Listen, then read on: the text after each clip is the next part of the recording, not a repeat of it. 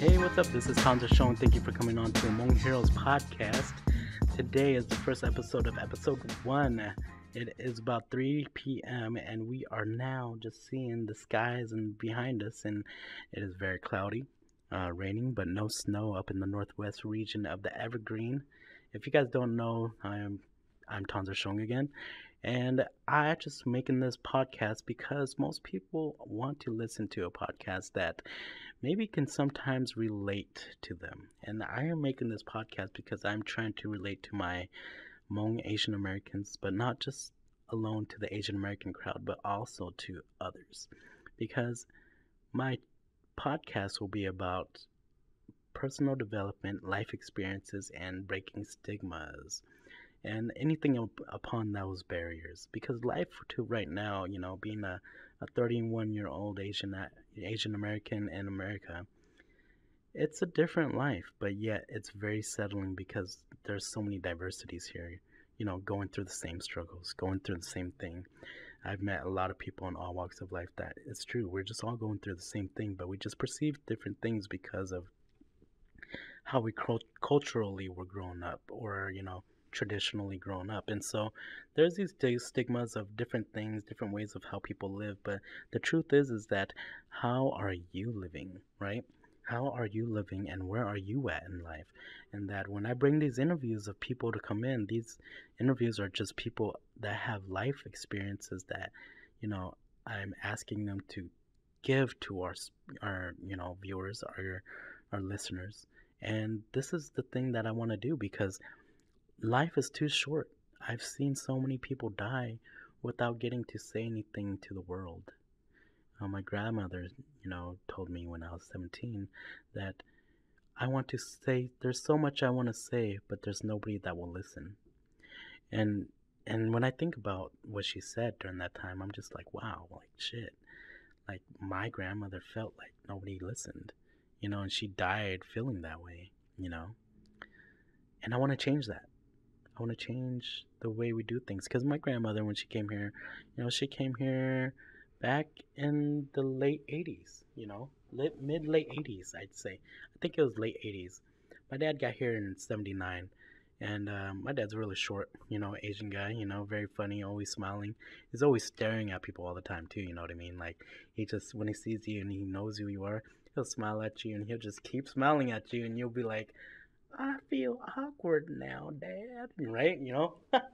I always tell him not to do that because, for him, he grew up in a culture and a tradition that did that, And so in America, you can't just really stare and smile at people, or you start to make them feel really, really awkward. Like, is there somebody behind me, that right? Because my dad's just staring so hard.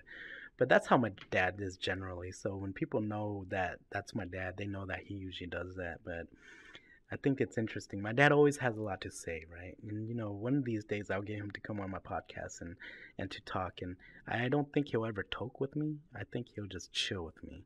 But even though he knows that I do smoke weed and that we do it for health and recreational reasons, but also for my wife, we do it for her for therapeutic reasons, and he knows that, and I don't think he really has a big stigma about it because back then he used to. He one time caught my nephews and my brothers, with their pipe that they left behind one day, and he's like showed me, like, so secretive, like, you know what this is? I'm like, what the? Why do you have that with your dad? What, are you smoking weed? Right? You try to turn things around on the parents so that the parents can't turn anything around to you, but it never really succeeds that way. But he questioned me, but I quickly told him that I don't really smoke weed that way, And that was when I was 25 years old, and so definitely it was interesting. But we go from there, and my dad's always been like that, but he's been very chilled and laid back nowadays, and so it's interesting to see, your parents transition from who they used to be and who and what, like, kind of things they let pass by them until they would discipline you, and nowadays it's like once you're growing up, people, they kind of figure like, oh, I don't need to spank you anymore, unless you need it. But I don't think that's ever really happened anymore. I think I actually stopped. I actually stopped my dad from abusing me one time when I was 15, and ever since then he never did it anymore. I mean, not saying that my dad is bad. He just never knew how to be a parent, and learn when to discipline a certain way and when not to. And I can't tell him that that he was wrong. I mean, shit, there's a lot of stupid shit I did. And I don't mind. I'll take the hit. Punch me in the face if you want. But definitely, I look back and I tell myself, dang, I was stupid stuff I did, but I definitely did deserve it. And definitely there's some things that you just don't deserve. That parents when they don't know, they will get hot headed and just do some things out of anger. But I can't blame him for that. And so definitely I don't blame him for anything that's ever happened. But I will tell you one thing: it's good to also know the blame too. Is that I also blame him. I do blame him for telling me as a kid like drawing will never do anything for you, and that it will make no money for you, and you'll have no future. And that's one thing that really hit me the most. But even though after that I pursued drawing up until high school, it was just never the biggest passion for me anymore because that was something in the back of my head that was consistently told to me. Being an artist or drawing will never get you anywhere. And so my dad stated that to me, but after high school, some odd reason, he found somebody that was an artist and was a big, architect, artist, and made a lot of money. So he was like, "You should go be an artist now." And I'm like, "Well, Dad, I think you broke that dream like 10, 12 years ago." But I don't hold that stigma against him anymore. That was something it's in the past, and I learned from it. I gained a lot of skill sets. I can still draw, but I just don't draw as motivated, as structured as I used to in the past. But it was fun times. I think about it and I just laugh my ass off about it because as a kid you don't know anything, but as an adult he should have, but he didn't know any better too because he never just really had the proper guidance or the proper mentorship growing up. So that those are the clashes that I can tell that a lot of people can relate with me, is having parents being from a different country and then moving here because of you know warfare, and then living your life from going from jungles and huts all the way to new technology of housing and economical change.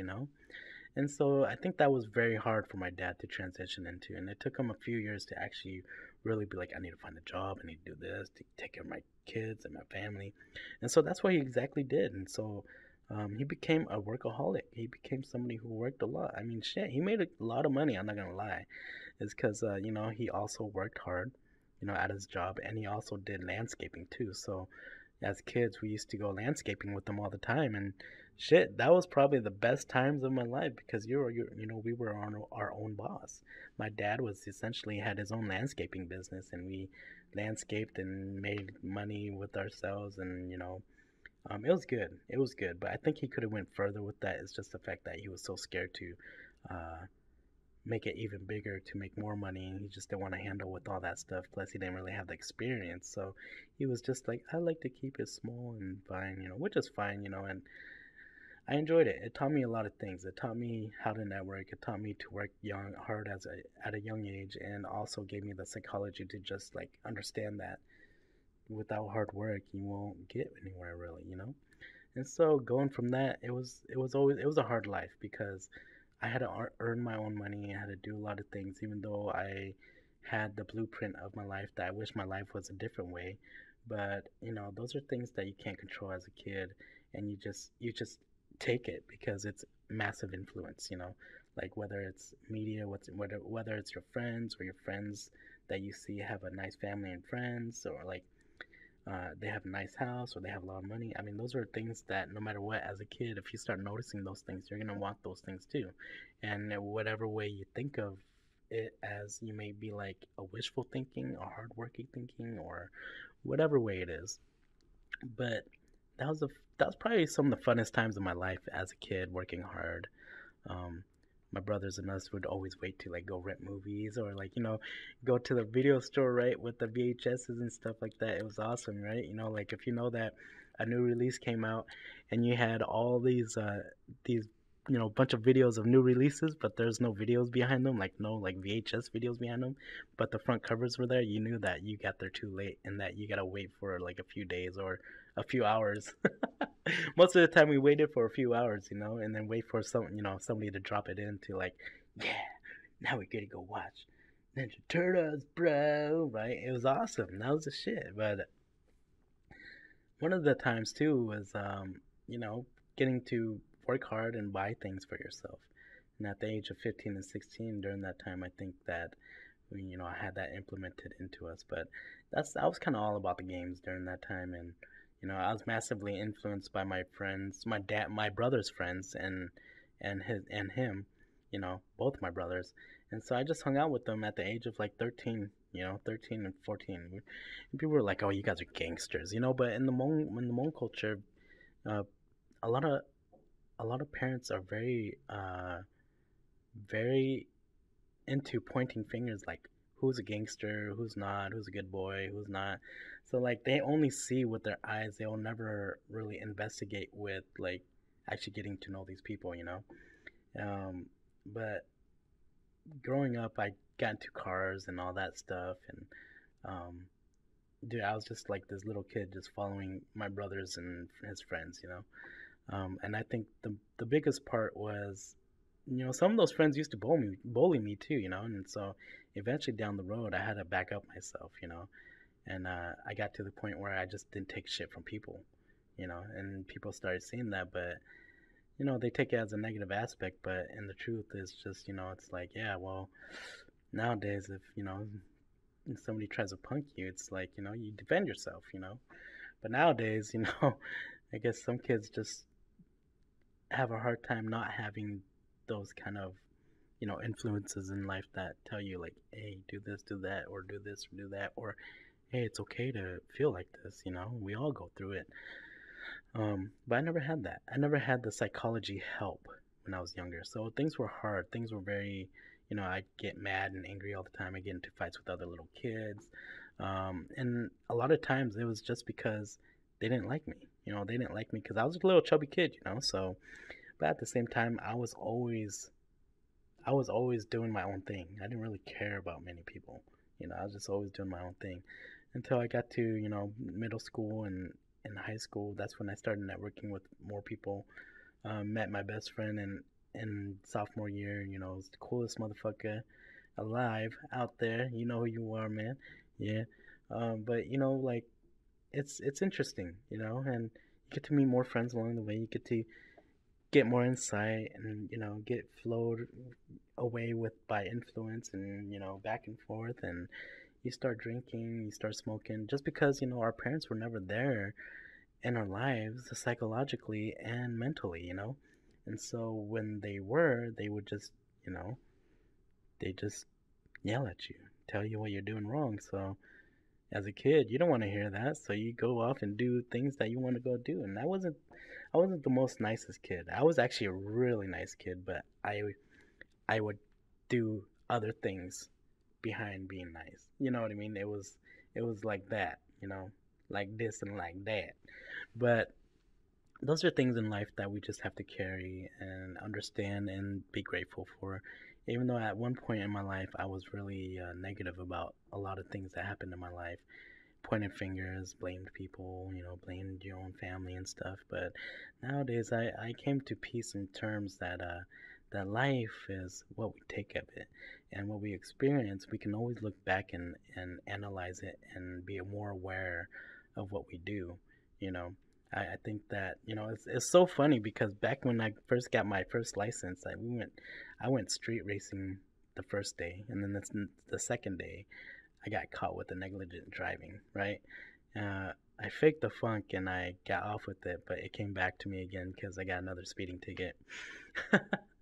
But during those times, it was about like 2003, 2004, and those were my life experiences of being a teenager. Smoking marijuana every once in a blue moon, and marijuana wasn't even a bad thing. I mean, the thing is, marijuana we knew that it never killed anybody because we'd have kids coming in high all the time to school, and when I talked to them and stuff, they'd be the funniest guys ever. So it's like, and if they made it to school the next day, they never died. So I knew that it wasn't a bad thing.